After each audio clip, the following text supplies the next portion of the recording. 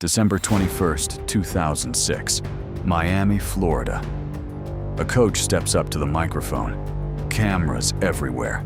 The whole city watching. And he says 5 words that every single person in that room believed. 5 words that turned out to be the most expensive lie in football history. I guess I have to say it. I'm not going to be the Alabama coach. 12 days later, he was gone. To understand how badly this hurt, you have to understand what Nick Saban meant to Miami. The Dolphins hadn't made the playoffs in 5 straight years. 5 years. In a city built on sunshine and winning, they were lost, directionless. And then, on Christmas Day 2004, they got their answer. Nick Saban, the man who had just won a national championship at LSU, the man who turned broken programs into dynasties, the man who said repeatedly that he had no interest in the NFL until Miami came calling. He signed a 5-year deal, $22.5 million. The players believed in him. The fans believed in him. The quarterback Joey Harrington said, publicly, "He's one of the reasons I decided to come here. If he tells us he's going to stay, I trust him." That trust was about to cost everyone. Here's what nobody talks about. The real reason Nick Saban left Miami happened before the lie, before the press conference, before Alabama even called. It happened in a doctor's office. After his first season, Saban wanted a quarterback. Not just any quarterback. Drew Brees, coming off a devastating shoulder injury. Most teams walked away. Saban wanted him. Miami's doctors evaluated Brees and said no. So the Dolphins passed and signed Dante Culpepper instead, a quarterback who was also injured, who never recovered. Years later, Saban admitted the truth. He said, "That doctor didn't know his backside from a handful of sand. Drew Brees plays 15 more years, wins a Super Bowl, goes to 9 Pro Bowls. And we didn't take him. I decided right then. I'm getting out of here." He decided in a doctor's office. In 2006, he just didn't tell Miami for a year. While Nick Saban was telling Miami he wasn't going anywhere, he was making phone calls. Not to Alabama directly. That would have been too obvious. Instead, he called his home builder, a man named Chuck Moore, who just happened to be the nephew of Alabama's athletics director. During the final weeks of the 2006 Dolphins season, despite his very public denials, Saban had called Chuck several times, telling him he was possibly interested in the Alabama job, knowing full well who Chuck would call the minute they hung up the phone. It gets deeper. Alabama's director flew to Miami. He met with Saban's wife, Terry, inside the Saban home in Fort Lauderdale, while Nick was meeting with the Dolphins owner in a different house, simultaneously. 2 meetings, same evening. Different rooms, same decision. Terry Saban made it clear that night.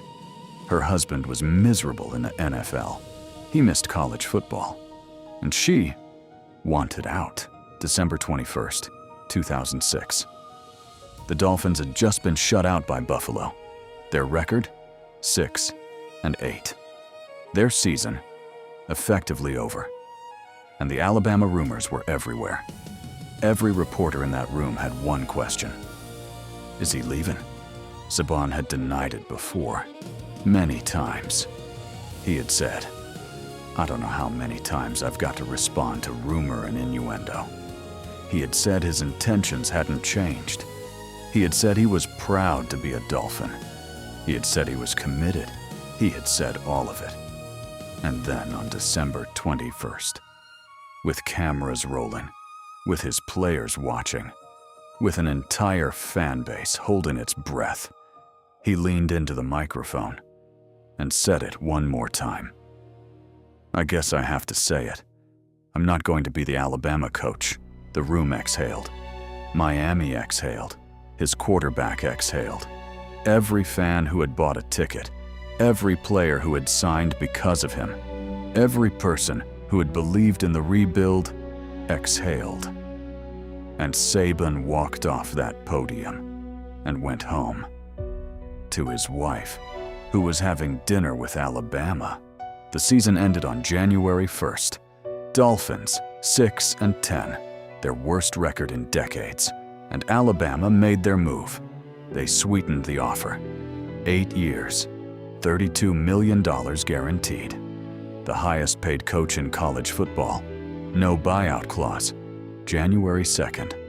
Saban asked for one more day. January 3rd. He called the Dolphins facility by speakerphone to inform his coaching staff he was leaving. Not a meeting, not face-to-face. A speakerphone call to the people who had followed him to Miami, who had built their careers around him, who had turned down other jobs because they believed in him. The Dolphins owner held a press conference. Saban didn't attend. The owner said, "It is what it is." Borrowing Saban's own catchphrase. Later, Saban admitted he had technically never lied. He said he only spoke to Alabama after the season ended. The secret calls through the home builder, the simultaneous dinners, the wife who had already made her decision. Apparently, none of that counted. Subscribe, because this ending is something else entirely. Nick Saban landed in Tuscaloosa to chants of Roll Tide. He stepped off that plane and walked into history. What he built at Alabama defies description. 6 national championships, 16 bowl games, a dynasty that lasted 17 years, a winning percentage of 87.7%. Meanwhile, in Miami, the Dolphins hired 4 more head coaches in the next decade. They made the playoffs once in 17 years. The same 17 years Saban spent winning everything. At the school he said he wasn't going to. 2009, national champion. 2012, national champion. 2015, national champion. 2017, national champion. 2018, national champion. 2020, national champion. Miami, no playoffs. No playoffs. No playoffs. No playoffs. No playoffs. No playoffs. The most expensive doctor's report in history. The most expensive press conference. The most expensive 5 words. Here is the uncomfortable truth. Nick Saban made the right decision for himself. Alabama needed him. He thrived in college. He was miserable in the NFL. And the greatest dynasty in college football history was built on the ruins of one bad medical opinion and one very public denial. But here's what stays with you. Not the championships, not the titles, not the $32 million contract. What stays with you is Joey Harrington, standing at his locker, saying he trusted his coach, saying he came to Miami because of him. The day before, Saban called in on speakerphone to say goodbye. Loyalty in sports is the story we tell ourselves. To make the business feel personal, to make the contract feel like a commitment, to make the press conference feel like a promise. Nick Saban never promised loyalty. He promised results. And he delivered. Just not to Miami. On December 21st, 2006, a coach leaned into a microphone and said 5 words. 12 days later, he built a dynasty on top of them. And somewhere in Miami, they're still counting the cost. Karma has a memory. and so does every Dolphins fan alive.